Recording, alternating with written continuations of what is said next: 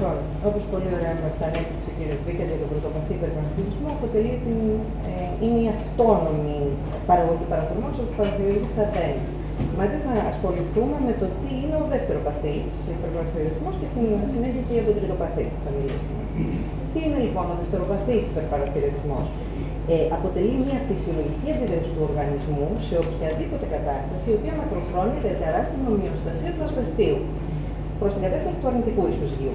Δηλαδή, οποιαδήποτε κατάσταση τείνει να μειώσει το ασβέστιο του αίματος του οργανισμού, κινητοποιεί τους κατάλληλους αντιοξυδωτικούς μηχανισμούς αύξησης παραθορμόνης, έτσι ώστε να αποκατασταθεί η ομοιοστασία.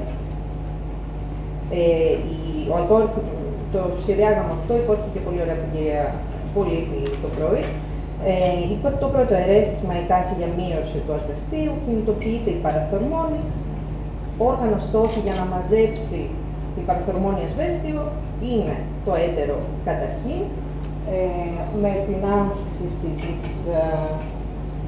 μέσω της αύξησης της 1,25-διϊδροξυβιταμίνης D έχουμε την αύξηση της εντερικής απορρόφησης, ο νεφρός με την αύξηση της επαναρρόφησης από το ούρο και φυσικά η νούμερο 1 δεξαμενή ασβεστίου του οργανισμού που δεν είναι άλλη από το σκελετό.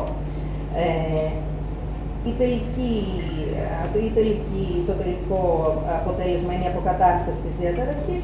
Βέβαια, όλο αυτό έχει ένα κόστος. Το κόστος το πληρώνει το οστό, με την αύξηση της επαναρρόφησής του. Έτσι λοιπόν, ο δευτεροπαθής υπερπαραθυροειδισμός μπορεί να οδηγήσει αφενός σε αυξημένη οστεοκλαστική δραστηριότητα, οστεοπενία, αφετέρου σε αύξηση του ατελώς μεταλλωμένου οστεοειδούς, οστεομαλακία. Στη διαφάνεια υπάρχουν κάποια στοιχεία που θα μας βοηθήσουν να διαφοροποιήσουμε λίγο τον πρωτοπαθή από τον δευτεροπαθή υπερπαραθυροειδισμό.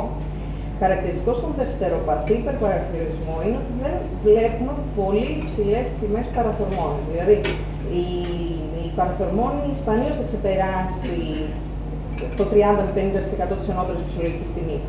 Το δε ασβέστιο και φωσφόρος αίματος βρίσκονται κατά κανόνα σε χαμηλά επίπεδα, ενώ η απέκριση του ασβεστίου στα ούρα είναι και εκεί χαμηλή. Τώρα, είπαμε ότι οτιδήποτε διαταράσσει την ομοιοστασία του ασβεστίου, οτιδήποτε τείνει να μειώσει το ασβέστιο, κινητοποιεί, ουσιαστικά οδηγεί στη δευτεροπαθή. Ας μιλήσουμε τώρα για τα αίτια 1+1. Αυτά είναι η χαμηλή διατυπική πρόσληψη ασβεστίου, η μειωμένη εντερική απορρόφησή του, όπως αυτή συμβαίνει στην ανεπάρκεια της βιταμίνης D σε νοσήματα λιγότερου του εντερικού σωλήνα, και η μειωμένη νεφρική επαναρρόφηση του ασβεστίου, όπως αυτή συμβαίνει στην έκπτωση της νεφρικής λειτουργίας. Στο πρώτο αίτιο, στην χαμηλή διατυπική πρόσληψη του ασβεστίου, υπόθηκαν νωρίτερα οι οδηγίες, κατευθυντήριες οδηγίες όσον αφορά την ημερήσια πρόσληψη για ασβεστίου και βιταμίνης D. Στους ενήλικες η οδηγία είναι περί τα 1000 μg ασβεστίου συνοδευόμενη από 600 με 800 μονάδες βιταμίνης D. Σε ειδικούς πληθυσμούς όπως η ημινόπωση μιλάμε για 1200 mg ασβεστίου με βιταμίνη D. Άρα, πολύ σημαντικός παράγοντας είναι η λήψη ενός καλού διατροφικού ιστορικού, ειδικά όταν έχουμε απέναντί μας ανθρώπους όπως μία αναπαυσή γυναίκα. Τώρα, αν υπολογίσουμε τώρα και το γεγονός ότι εκτιμάται ότι από τη διατροφή παίρνουμε περίπου τη μισή από τη συνιστόμενη, έτσι, ένας μέσος άνθρωπος παίρνει σχεδόν το μισό, αυτή είναι η εκτίμηση. Η πρώτη οδηγία που δίνουμε σαν κλινική γιατρή είναι η αύξηση, καταρχήν, αν γίνεται διατροφικά της κατανάλωσης του τροφών πλούσιων σε ασβέστιο και κατά δεύτερον, αν δεν γίνεται αυτό, με συμπληρώματα διατροφής, με συμπληρώματα ασβεστίου. Η δεύτερη αιτία του δευτεροπαθούς υπερπαραθυροειδισμού είναι η μειωμένη απορρόφηση από το έντερο. Εδώ μπορεί να φταίνουν καταστάσεις της απορρόφησης από το εντερικό σωλήνα, όπως είναι η διατροφής κλεγμονότου οστεοτέρου, νόσος Κρόν, η κοιλιοκάκη, αλλά και οι ιατρογενείς αιτίες, γαστρεκτομή, εντερεκτομή και φυσικά και η ανεπάρκεια της βιταμίνης D. Αναφέρθηκαν σχεδόν οι περισσότεροι ομιλητές σε αυτό το ζήτημα και θα ασχοληθούμε και εμείς εκτενώς. Ο μεταβολισμός εντάχει, από πρόδρομες ουσίες στο δέρμα με την περίοδο ακτινοβολία, πρώτη υδροξυλίωση στο ύπαρ, δεύτερη υδροξυλίωση στο νεφρό, οπότε ενεργός μεταβολίτης που ασκεί όλες τις δράσεις. Τώρα, ας μιλήσουμε ένα προς ένα για τα αίτια της ανεπάρκειας. Πρώτη ευρεία κατηγορία, η μειωμένη σύνθεση της προβιταμίνης στο δέρμα. Μειωμένη ηλιοφάνεια, να μην τα ξαναλέμε, ακόμα και στην Ελλάδα, πολύ ψηλά ποσοστά. Χρήση αντιλιακών, κάλυψη του σώματος για θρησκευτικούς λόγους, το γύρας από μόνο του είναι ένα αίτιο, η απόχρωση του δέρματος, τα πιο σκούρα δέρματα έχουν μικρότερη ικανότητα σύνθεσης, η μειωμένη βιοδιαθεσιμότητα σε διάφορα σύνδρομα της απορρόφησης, την παχυσαρκία. Η παχυσαρκία επηρεάζει πολλαπλώς, μπορεί να οδηγήσει με πολλούς μηχανισμούς στην ανεπάρκεια. Ένας από τους κυριότερους είναι ότι είναι λιποδιαλυτή βιταμίνη, οπότε μετά την παραγωγή της συσσωρεύεται ουσιαστικά στο λιπόδιστο και περιορίζεται η βιοδιαθεσιμότητα. Προχωράμε σε αυξημένο καταβολισμό, όπως αυτό συμβαίνει σε χρήση αντιτυλικτικών ή αντιρετροϊκών φαρμάκων, σε αυξημένη απώλεια, στο νεφροσικώδιο σύνδρομο, χαρακτηριστικά χάνουμε πρωτεΐνες στα ούρα. Μέσα στις απολυσθέντες πρωτεΐνες είναι και οι συνδετικές της βιταμίνης D, οι οποίες ουσιαστικά βοηθούν τη βιταμίνη να είναι διαθέσιμη στον οργανισμό, οπότε έχουμε μείωση των επιπέδων. Η άλλη μεγάλη κατηγορία είναι η μειωμένη σύνθεση της 25-υδρόξυβιταμίνης D. Αυτή συμβαίνει σε νόσους του υπαρκτικού παρεγχήματος, όπου δεν γίνεται σωστά η πρώτη υδροξυλίωση του μορίου. Η μειωμένη σύνθεση της 1,25-υδρόξυβιταμίνης D σε νόσους του νεφρικού παρεγχήματος, στη χρόνια νεφρική ανεπάρκεια, δεν γίνεται σωστά η δεύτερη υδροξυλίωση ή η 1α υδροξυλίωση. Και εδώ υπάρχουν και άλλες λίγο πιο σπάνιες αιτίες, όπως ας πούμε η συγγενής ανεπάρκεια της 1α υδροξυλάσης.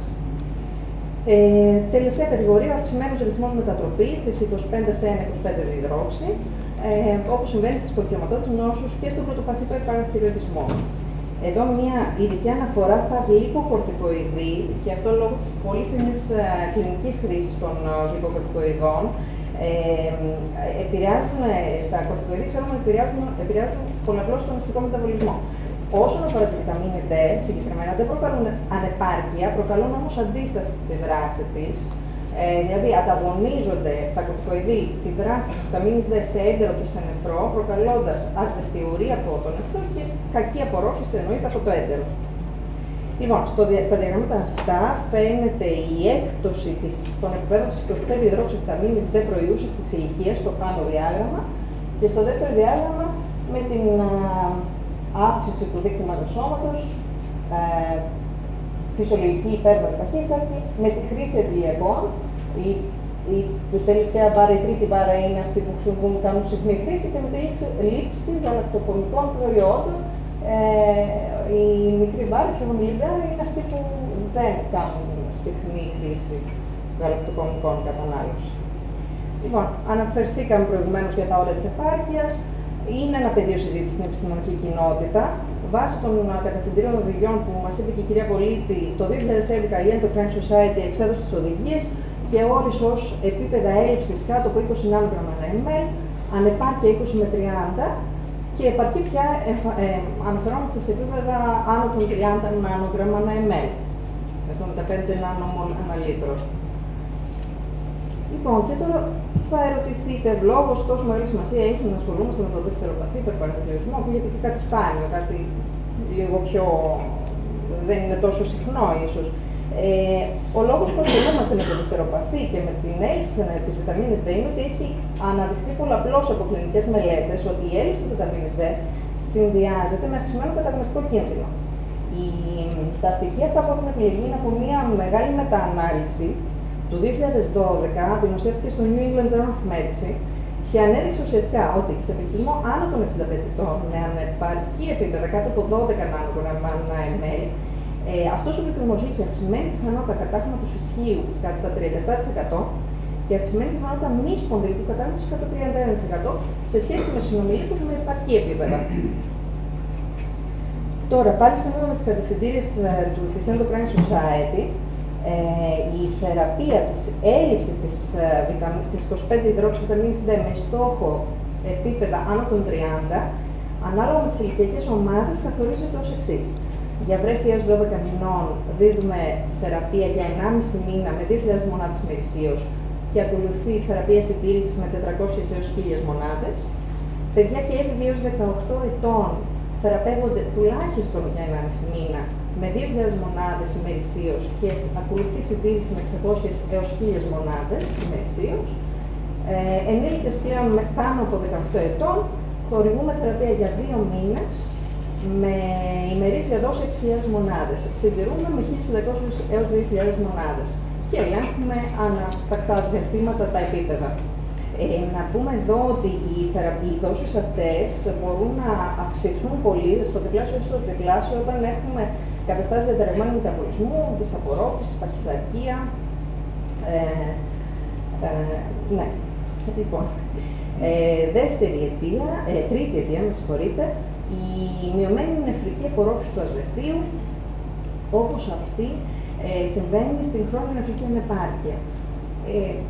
Γνωστό σε όλους, ο νεφρός έχει κέριο ρόλο στην ομοστασία ασβεστίου φωσφόρου, οπότε αναπτυσσόμενη η νεφρική νόσος ουσιαστικά επηρεάζεται άμεσα ο οστικός μεταβολισμός. Με τον όρο δε νεφρική οστεοδυστροφία, αναφερόμαστε στο σύνολο των κλινικών, σε όλο το κλινικό φάσμα των εκδηλώσεων, σκελετικών και εξωσκελετικών που παρουσιάζει ένας άνθρωπος με χρόνια νεφρική νόσο. Οι διαταραχές τώρα του οστικού μεταβολισμού στη χρόνια νεφρική ανεπάρκεια εμφανίζονται ήδη από τα αρχικά στάδια της νόσου. Αυτό φαίνεται ωραίο στο διάγραμμα εδώ. Ο κάτω άξονας είναι ο ρυθμός πειραματικής διοίκησης και προς τα δεξιά η μείωσή του. Ήδη από ένα ρυθμός πειραματικής διοίκησης 60, που είναι από κάτω από 60 είναι στάδιο 3 νεφρικής ανεπάρκειας, βλέπουμε ότι αυξάνεται το ποσοστό ασθενών που εμφανίζουν αυξημένη επίπεδα παραθρομώνης, είναι οι άσπρες μπάρες, και βέβαια πέφτει και το επίπεδο της περιστατριόλης. Φτάνοντας δε προς το τέλος σε νεφρική ανεπάρκεια σταδίου 5, κάτω από 15 GFR, σχεδόν το σύνολο των ασθενών αυτών με στάδιο 5 παρουσιάζουν δευτεροπαθή υπερπαραθυροειδισμό. Και τώρα, και επίσης ξέρουμε και τη βιβλιογραφία ότι ασθενείς με νεφρική ανεπάρκεια, οι οποίοι εμφανίζουν δευτεροπαθή υπερπαραθυροειδισμό, έχουν αυξημένα ποσοστά νοσηρότητας και θνητότητας. Δύο λόγια τώρα για την παθογένεια του δευτεροπαθούς υπερπαραθυροειδισμού στα πλαίσια της χρόνιας νεφρικής ανεπάρκειας. Όλα ξεκινούν από τη μείωση του ρυθμού πνευματικής διοίκησης. Μειώνεται λοιπόν ο βαθμός διήθησης του φωσφόρου, κατακρατείται φόσφορος, υπερφωσφατεμία σαν αποτέλεσμα, και παράλληλα όμως μειώνεται και η παραγωγή της βιταμίνης, αλλά και η δραστικότητα της βιταμίνης της N25. Αυτά είναι άμεσα ερεθίσματα για την αύξηση της παραθρομώνης, η οποία βέβαια οδηγεί σε οστική νόσο. Τώρα, στα αρχικά στάδια καταφέρει ο οργανισμός και αντιρροπή. Προϊούσες όμως της νεφρικής νόσου και με την περαιτέρω μείωση του ρυθμού πειραματικής διοίκησης, επάγεται και η υπασβεστιαιμία. Πέφτει και το ασβέστιο, άλλο ισχυρό ερέθισμα για την περαιτέρω αύξηση της παραθρομώνης, οπότε ουσιαστικά έχουμε υπασβεστιαιμία, υπερφωσφατεμία και χαμηλή καλσιτριόλη που μαστιγώνουν τους παραθυροειδείς αδένες προκειμένου να παράξουν παραθερμόν και να αποκαταστήσουν όσο κατά το δυνατόν της βλάβας. Δύο λόγια μόνο επιγραμματικά. Η νεφρική οστεοδυστροφία ιστολογικά ταξινομείται σε 4 τύπους. Την υπερπαραθυροειδική οστική νόσο, παλαιότερη ονομασία εινώδης οστεΐτιδα, με υψηλό ρυθμό οστικής ανακατασκευής, η αδυναμική οστική νόσος με χαμηλό ρυθμό, η οστομαλακή και αυτή με χαμηλό ρυθμό αιτία της ανεπάρκειας της βιταμίνης, και η μεικτή με χαρακτηριστικά ιστολογικά και των δύο τύπων. Λοιπόν, είπαμε πριν για την υπερπλασία των παραθυροειδών αδένων, να δούμε στο διάγραμμα αυτό την εξέλιξή της. Γνωρίζουμε ότι όταν τα παραθυροειδικά κύτταρα εκτεθούν σε ερεθίσματα, όπως η υπασβεστιαιμία και η έλλειψη της βιταμίνης D, οδηγούνται στο να βγάλουν ένα παραθερμόν, έτσι. Πρέπει να αυξηθεί η αύξηση της παραθερμόνης. Για να ανταπεξέλθουν στις ανάγκες, ουσιαστικά αυξάνουν τη μυτωτική του δραστηριότητα για να αυξήσουν τα επίπεδα της παραθερμόνης. Οπότε δημιουργείται μια διάχυτη υπερπλασία πολυκλονικής προέλευσης. Είναι πολλά δηλαδή αυτά τα κύτταρα τα οποία πολλαπλασιάζονται, μας κάνουν υπερπλασία των παραθυροειδών αδένων. Στην πορεία όμως του φαινομένου και στην εξέλιξή του, κάποια από αυτά τα κύτταρα δυνητικά μπορεί να αυτονομηθούν, να χάσουν τον προσανατολισμό τους και να αυτονομηθούν. Οπότε πλέον αναπαράγονται ανεξέλεγκτα. Για ποιο λόγο τώρα γίνεται αυτό? Πιθανότατα λόγω σωματικών μεταλλάξεων σε αυτά τα κύτταρα. Και χάνουν λοιπόν, αναπαράγονται ανεξέλεγκτα, δημιουργούνται λοιπόν αυτόνομες περιοχές, αυτόνομα αδενώματα, οζώδη πια υπερπλασία, μονοκλονικής προέλευσης, όπου αυτά τα αδενώματα δεν υπάγονται στους φυσιολογικούς ρυθμιστικούς μηχανισμούς του οργανισμού, που είναι βέβαια η υπερασβεστιαιμία και η χορήγηση της καλτσιτριόλης. Κανονικά θα έπρεπε να ρίξουμε την παραθορμόνη, δεν μπορούμε να τη ρίξουμε σε αυτή τη φάση. Ουσιαστικά λοιπόν, τώρα γιατί γίνεται αυτό, έκανε για αναφορά και ο κ. Μπούκας, γιατί χάνουμε μάλλον ή έχουμε αντίσταση στους υποδοχείς της βιταμίνης ή του ασβεστίου. Άρα, περνάμε σταδιακά ουσιαστικά στην οντότητα του τριτοπαθούς, υπερπαραθυροειδισμού, όπου πια είναι μία αναστρέψιμη κατάσταση και ο μόνος τρόπος να πέφτουμε είναι χειρουργικά. Τώρα, λίγα λόγια για τη θεραπεία του δευτεροπαθούς υπερπαραθυροειδισμού στα πλαίσια της χρόνης νεφρικής ανεπάρκειας. Εδώ ο ακρογωνιαίος λήθος της αντιμετώπισης είναι ο έλεγχος υπερφωσφατεμίας, αφενός γιατί είναι